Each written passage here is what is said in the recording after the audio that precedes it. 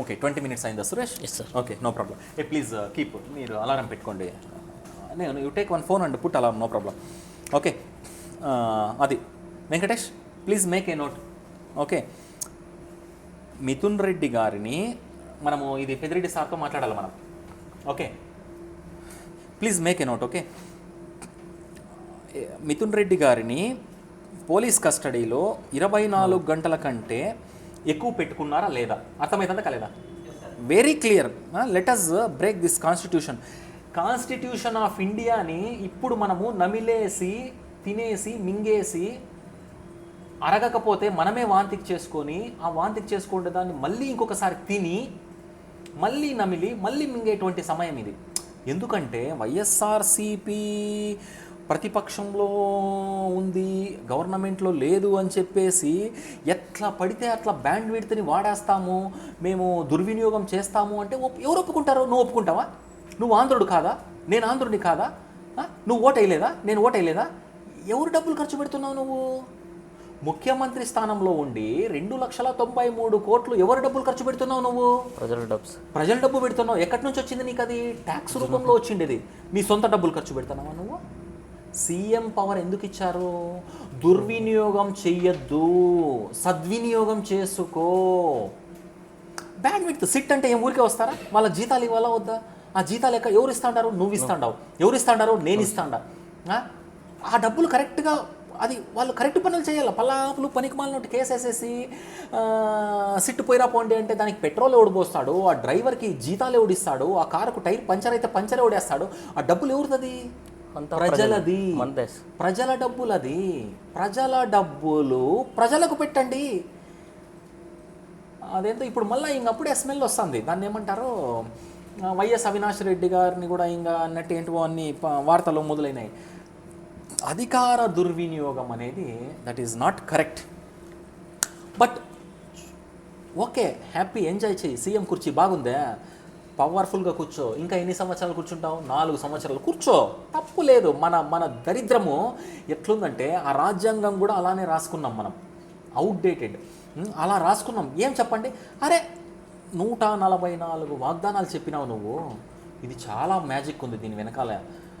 144 వాగ్దానాలు చేసేస్తే నువ్వు ఏం చెప్పినామో నీ క్లారిటీ ఉండదు. ఫస్ట్ ఆఫ్ ఆల్ నేను ఏం విన్నానో ఎత్తపోయి చంద్రబాబు నాయుడు కోటేసేద్దామని పరిగెత్తి వస్తా కదా నేను ఇంకా కానీ అక్కడ ఆడ ఎట్లా మిస్టేక్ అవుతుందంటే 1వదేమి 2వదేమి 3వదేమి 4వదేమి అని 144 లోపలికి వచ్చేతలకే మనము మామూలుగా హోంవర్కులు చేయము, అర్థం చేస్తూ ఉంటాము. ఎందుకో ఎన్నో ఇబ్బందులు మనకి. ఇవి గుర్తుపెట్టుకుంటే మనకు 144 రోజులు కల్లా 144 రోజుల తర్వాత చంద్రబాబు నాయుడు గారు ఎన్ని టిక్కు కొట్టినారనుకుంటే ఇంకొక సంవత్సరం కావాలా. కొట్టిన తర్వాత అది ఇంప్లిమెంట్ నీ జోబీలోకి వచ్చిందా, మీ మదర్ వాళ్ళ బ్యాంక్ అకౌంట్లో పడిందా లేదా, డైరెక్ట్ బెనిఫిట్ ట్రాన్స్ఫర్ డీబీటీ, అవన్నీ చూసుకుంటా పోతే ఏమైతే ఎలక్షన్స్ వచ్చేస్తాయి. ప్రజలకు చెప్పడం ఒకటే, మీకు మార్కెట్లోకి వచ్చేటువంటి ఏమంటారు దాన్ని, మేనిఫెస్టో. మార్కెట్లోకి మేనిఫెస్టోలు 200 పేజీలతో వచ్చేస్తుంటాయి. ఇంకా నేను సురేష్ ఈసారి 600 పేజీలతో వస్తాము. నేను కూడా ఎమ్మెల్యే క్యాండిడేట్ కావాలనుకుంటాను. చాలా ఈజీ. మీరు కూడా ఇప్పుడు ఎవరు వింటాడారో మీరు కూడా ఎమ్మెల్యే అయిపోవచ్చు, ఎంపీ అయిపోవచ్చు. ఎట్లా? నా దగ్గర 100 కోట్లు లేవే, నా దగ్గర 30 కోట్లు లేవే, నేను సీటు కొనలేనే. కొనొద్దు. సీట్ ఎందుకు కొంటావు? కొనొద్దు. సీటు కొనొద్దు. నువ్వు మీ బంధువులు ఎంతమంది, వాళ్ళ పెద్దమ్మ బిడ్డలు ఎంతమంది, వాళ్ళ పిన్నమ్మ బిడ్డలు ఎంతమంది, వాళ్ళ ఫ్రెండ్స్ ఎంతమంది, మాటలతో మాట్లాడండి. మీ మీ మీ మీ సత్తా ఏందో చూపించండి, అంతే కథ. అయ్యో నాకంత ఓపిక లేదా?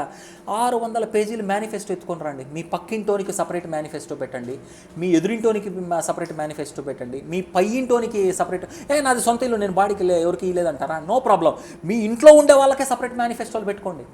మీరు ఇస్తారా ఈరా వేరే 600 ప్రమాణాలు చేయండి. ఒక్కొక్క ఇంటికి, ఒక్కొక్క స్టేట్కి కాదు, ఒక్కొక్క కాన్స్టిట్యుయెన్సీకి కాదు, ఒక్కొక్క ఓటర్కి 600 చేసేసేయండి. మీరే ఎమ్మెల్యే నెక్స్ట్ టైం. అంతే. మీరు మీ మీద కేసులు వేసేకి లేదు, ఏమీలా. మీరు బెయిల్ మీద వచ్చేస్తారు బయటికి. హ్యాపీగా ఎమ్మెల్యే సీట్ ఒక 5 సంవత్సరాలు ఉయ్యి అని వస్తుంటే గన్మ్యాన్ లాప కూర ఉంటారు. మీరు ఇంక అపాయింట్మెంట్లు ఎవరికి ఇద్దండి. ఎవరన్నా పొరపాటున గోవర్ధన్ రెడ్డి నువ్వు అదేందో ఏమది 18 ఉచిత ఏమది ఏంటి గొప్ప మేనిఫెస్టోలో ఏముండాయి 144 చంద్రబాబు నాయుడు చెప్పినాడు కదా, ఏందన్నా ఒకటి చెప్పండి.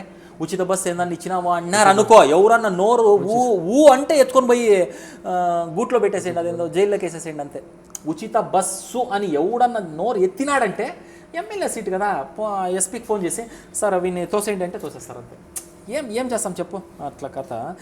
ఇప్పుడు మిథున్ రెడ్డి అరెస్ట్ చేసినారు కదా సార్, ఇప్పుడు ఏం చేయాలంటే 175 ML వైఎస్ఆర్సీపీ ఎమ్మెల్యే ఉన్నారు కదా, వాళ్ళంతా ఒక 1 minute లేదంటే ఒక 5 minutes మీడియా ముందుకు వచ్చి మాట్లాడాలి. అప్పుడు ఇప్పుడు ఉండే ప్రభుత్వానికి కూడా తెలుస్తుంది వీళ్ళు మాట్లాడుతున్నారు ఏం లేదు అని. అలా వీళ్ళు సైలెంట్గా ఉంటే ఏమనుకుంటారు వాళ్ళు, వీళ్ళు ఏమనుకున్నారంటే మనం ఏమన్నా మాట్లాడితే మనల్ని ఎక్కడ ఎక్కిపోయి జైలు వేస్తారని థింక్ చేస్తున్నారు. అయ్యో జైళ్ళు కొత్త, జైలర్లు కొత్త, పోలీసులు కొత్త, పోలీసు వాళ్ళ దెబ్బలు కొత్త, లాఠీలు కొత్త, లాఠీ సైజులు కొత్త. ఏంది కక్ష సాధింపు రాజకీయాలు? భయపడతా కూర్చుంటే కంటిన్యూ అవుతూ ఉంటుంది అది. ఆ ఫియర్ అనేది ఎట్లొచ్చిందంటే, మొన్న లింక్డ్ఇన్లో చూశాను, చిన్న పిల్లోళ్ళకు పాములు ఇచ్చారు, వాళ్ళకు ఒరిజినల్ స్నేక్స్ పెట్టారనమాట.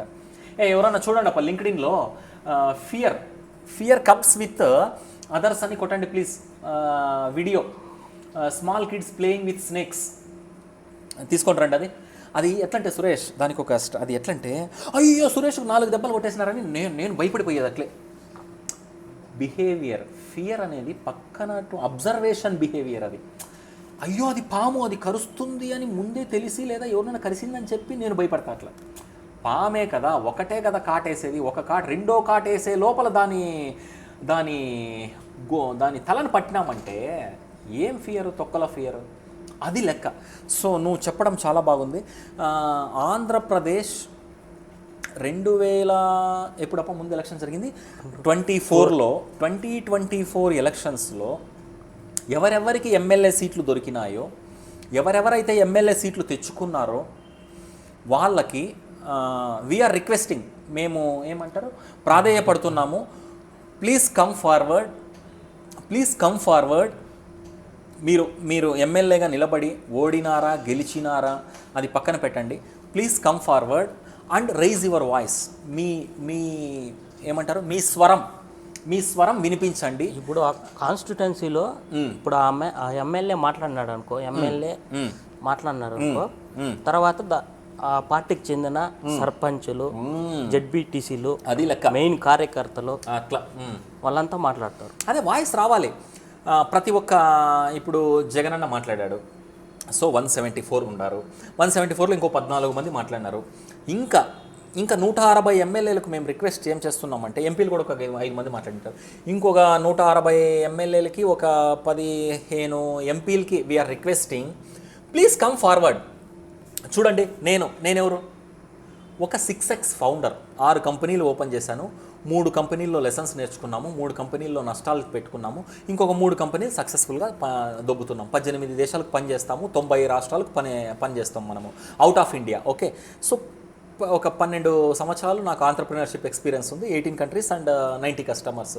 సురేష్ ఒక 10-12 ఏళ్ళు 11 సంవత్సరాలు చేస్తున్నాడు పని, traffic data analytics, is the head of delivery all projects. Okay, so మేము అసలు జస్ట్ వీఆర్ యాక్చువల్ ఓటర్స్ అంతే, వీఆర్ యాక్చువల్ ఓటర్స్, ఒక్క ఓట్ అంతే.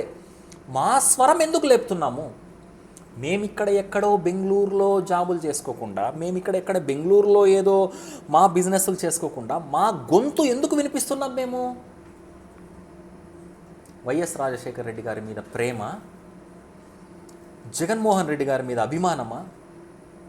ఎస్, ఓకే, అది ప్రైమరీ అనుకుంటారా? ఓకే. అది సెకండరీ అనుకుంటారా? ఓకే, నో ప్రాబ్లం, పూర్తిగా పక్కన పెట్టండి. ఓకే, సురేష్ నోటా, నాకు అసలు సురేష్ ఎవరికి ఓటేస్తాడో నేను అడగను, అది ఆయన హక్కు. సురేష్ నోటా అనుకుందాం, గోవర్ధన్ కూడా నోటా అనుకుందాం. ఓకే ఓకే, ఇప్పుడు ఎందుకు ఈ వాయిస్? ఎందుకు అంటే సింపుల్, చాలా సింపుల్. నిజమైనటువంటి నాయకుడు ఒకరు కావాలి. ఎందుకు? నాకు ఎమ్మెల్యే సీట్ వస్తుందా? సురేష్కి ఎంపీ సీట్ వస్తుందా? కాదు. ఈ స్వరం వినిపిస్తే ఈ స్వరాల ద్వారా ఒక 10 స్వరాలు ఆలోచిస్తాయి. అరే మనము టీడీపీకి ఓటేస్తాడామే, మనము బీజేపీకి ఓటేస్తాడామే, మనము జేఎస్పీకి ఓటేస్తాడామే, అమ్మ ఒడి రాలేదే, ఓకే అమ్మ ఒడి వాడకూడదు కదా, దానికి ఏదో నామకరణం వేరే చేసినారు, ఏం తప్పది, తల్లికి వందనం రాలేదే, వచ్చిందా ఎప్పుడు సంవత్సరం తర్వాత, ఎందుకు సంవత్సరం డిలే, జగనన్న ప్రతి సంవత్సరము కోవిడ్లో కూడా ఏమాత్రము తగ్గేదే లేదు అనకుండా అని లెక్క చేయకుండా వస్తూ ఉంటాయి. టీడీపీ కార్యకర్తలు కూడా దయచేసి ఆలోచించండి. మేము ఇక్కడ ఎవరిని కించపరచట్లేదు. అయ్యో మేము వైఎస్ఆర్సీపీ ఇంకా నున్నగా చంద్రబాబు నాయుడు గారిని తిట్టేసేలా, మేము ఏమది టీడీపీ పార్టీ ఇంకా నున్నగా వైఎస్ఆర్సీపీ వాళ్ళని తిట్టేసేలా, గలీజ్ అది. టంగ్ని క్లీన్గా ట్విస్ట్ చేసే ముందర 6 లేయర్స్ ఉంటాయి బ్రెయిన్లో, కార్టెక్స్ లేయర్. దీని న్యూరోపాలిటిక్స్లో cortex layers L2, L3, L4, L5, L6 ఒక 5 లేయర్స్ ఉంటాయన్నమాట. దానికి ఇన్ఫర్మేషన్ ఎలా వస్తుంది, న్యూరాన్స్ ఎలా పనిచేస్తాయి, దాని ప్రాసెసింగ్ ఎలా ఉండాలి, ఇక్కడి వరకు వచ్చినప్పుడు దాన్ని ఎలా ట్విస్ట్ చేసుకోవాలని ఊరికే అధికారంలో ఉందని మీడియా ముందరికి వచ్చేసి నున్నగా తిట్టేస్తుంటారు జగన్మోహన్ రెడ్డి గారిని. తప్పు. ప్లస్ 2029లో జగన్మోహన్ రెడ్డి గారు ముఖ్యమంత్రి అయిన తర్వాత ఇప్పుడు మేము రిక్వెస్ట్ చేసుకుంటా ఉండేది ఏమంటే, చంద్రబాబు నాయుడు గారిని లేదా లోకేష్ని, చంద్రబాబు నాయుడునైతే గారు అంటారు, లోకేష్ని అయితే లోకేష్ అంటావు అనద్దండి, నాకంటే చిన్నోడు లోకేష్, గారు అని పిలవడంలో కూడా పెద్ద తప్పు లేదు. అంత పెద్ద ఆయన జగన్మోహన్ రెడ్డి గారిని లోకేష్ ఏమో జగన్ రెడ్డి అంటాడు కదా. సో పెద్ద ఆయన్ని చిన్నయ్యప్ప జగన్ రెడ్డి అనడంలో తప్పు లేదని వాళ్ళకి అనిపించినప్పుడు మనం ఎగేసుకొని పోయి మర్యాదలు ఇవ్వాల్సిన అవసరం లేదు. ప్లస్ మనం ఇక్కడ లోకేష్ నాయుడు అని కూడా అనలే, లోకేష్ నాయుడు అనొచ్చు కదా, జగన్ రెడ్డి అన్నప్పుడు మనం లోకేష్ నాయుడు అనొచ్చేమో, కానీ అనము. ఎందుకంటే అది పార్టీ వెయిటేజ్, పార్టీకి ఒక హుందాతనం కావాలి, ఒక నీతి, న్యాయం, పరువు, మర్యాద, ప్రేమ, అభిమానం, ఆప్యాయత, ఎంపతి, నేను ఇట్లే చెప్పుకుంటా పోతే ఒక చిన్న డిక్షనరీ రెడీ అయిపోతుంది. అట్లా కథ. ఓకే, సో దయచేసి 2029లో జగన్మోహన్ రెడ్డి గారు సీఎం అవుతారు. దయచేసి చంద్రబాబు నాయుడిని తిట్టేసేది వద్దు. ఎందుకు ఊరికే వద్దు, మనకొద్దు, నోరు అదుపులోనే పెట్టుకుందాము. ఏదన్నా ఉంటే డైరెక్ట్ బాబు గారు, పెద్ద బాబు గారు మీరు ఈ తప్పులు చేసినారు, చిన్న బాబు గారు ఇది మీ తప్పులు చేశారు, కానీ మేము ఇలా ఇంకా బాగా చేస్తూ ఉన్నాము. ఇంకొక బాబు ఎవరు, కళ్యాణ్ బాబు గారు, మీరు ఇది మరి ఇదేమంటారు, అదేందో కొడకల్లారా గిడకల్లారా ఏంటేంటో అగ్రెసివ్ క్యాంపెయిన్ చేసేసా పవన్ కళ్యాణ్. అగ్రెసివ్ క్యాంపెయిన్ ఇంకా అదేమంటారు, ఆ మైక్ తీసుకొని అది నిజంగానే అదేమో సినిమాలో సీనేమో అనేసి అంత అగ్రెసివ్ క్యాంపెయిన్ గోడ పడిపోయి. నిన్నెవరో ఇక్కడ మనకు ఒక లేడీ శర్మ ఆవిడ మాట్లాడుతున్నారు కదా బీజేపీ నుండి. ఏం పేరు ఆవిడ పేరు,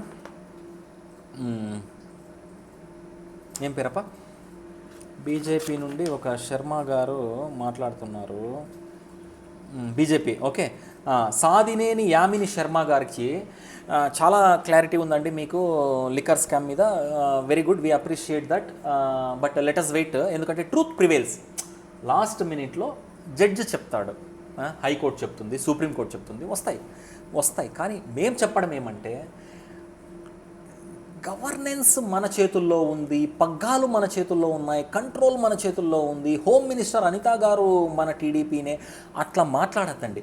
బీజేపీ జస్ట్ ఇప్పుడే ఫ్లాష్ అయింది నాకు, బీజేపీ, టీడీపీ, జేఎస్పీ అలయన్స్లో ఉన్నారా? Very good, congratulations, all the best, no problem. Sadineni Yamini Sharma గారు చాలా క్లారిటీ ఉంది మీకు. మొన్న ఏదో గుడి దగ్గర అబ్బుటికప్పుడు అదేందో రీటైనింగ్ వాళ్ళు ఇటుకలతోనే ఏదో వాల్ కట్టింటే పడిపోయింది కదప్ప గుడి, మొన్న ఎంతమంది, 10 మంది చనిపోయినారు కదా రీసెంట్గా, ఒక 60 మంది 60 days బ్యాక్. చూడండి, అది ప్రసాద్ సింహాచలంలో, సాకేత్ ఏమది సింహాచలంలో సాదినేని యామిని శర్మ గారు, spokes person of Andhra Pradesh state for BJP. Madam, అమ్మగారు, మీకు ఈ ప్రశ్న, మీకు లిక్కర్ స్కామ్ మీద ఉన్నటువంటి క్లారిటీ అభినందనాలు అందుకు, no doubt about that, thank you so much. But let us wait, let the truth comes out.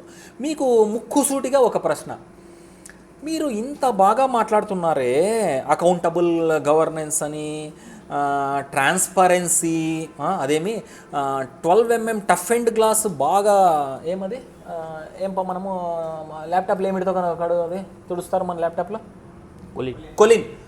Colin వేసినటువంటి తుడిచినటువంటి గ్లాసుతో చూపిస్తే టీడీపీ గవర్నెన్స్ ఎలా ఉంది, బీజేపీ హ్యాండ్ షేక్ ఎలా ఉంది, జేఎస్పీ గవర్నెన్స్ ఎలా ఉంది, అంత ట్రాన్స్పరెన్సీ, అంత కమిట్మెంట్ అంటున్నారే, చాలా ధన్యవాదాలండి.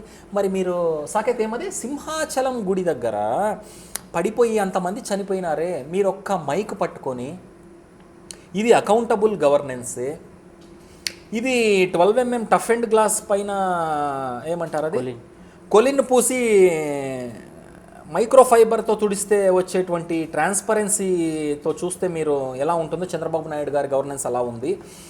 కమిట్మెంట్ అంటే చూడండి ఇది మా కమిట్మెంట్, ఎందుకు మాట్లాడలేదండి శర్మ గారు చెప్పండి. తప్పులు జరిగినాయండి, తప్పులు జరిగినాయి. మిథున్ రెడ్డి గారిని అరెస్ట్ చేసినప్పుడు మాత్రమే మైకు పట్టుకోవడము, సింహాచలం గుడి సాకేత్ కరెక్టేనా, సింహాచలం గుడి నాది 7 మంది చనిపోయినారంట.